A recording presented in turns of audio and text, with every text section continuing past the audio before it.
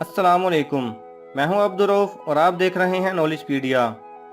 आज इस वीडियो में हम बात करेंगे कि क्या छिपकली को मारना जायज़ है या नाजायज़, और अगर जायज़ है तो क्यों है, या छिपकली को मारने से सवाब क्यों मिलता है।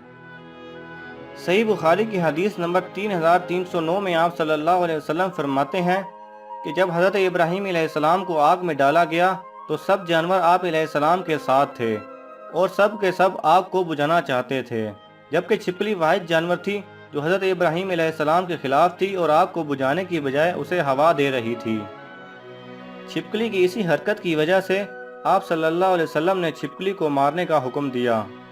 एक और हदीस जो कि सनन अबू दाऊद की हदीस नंबर 5262 का मफहूम है, जिसमें आप सल्लल्लाहु अलैहि वसल्लम ने फरमाया कि जिस शख्स ने छिपकली को पहली मर्तबा देखने पर मारा उसे बहुत ज़्यादा सवाब होगा, और जिसने दूसरी मर्तबा देख कर मारा उसे पहली मर्तबा देख कर मारने वाले से कम, और जिसने तीसरी मर्तबा देख कर मारा उसे दूसरी मर्तबा देख कर मारने वाले से कम सवाब होगा।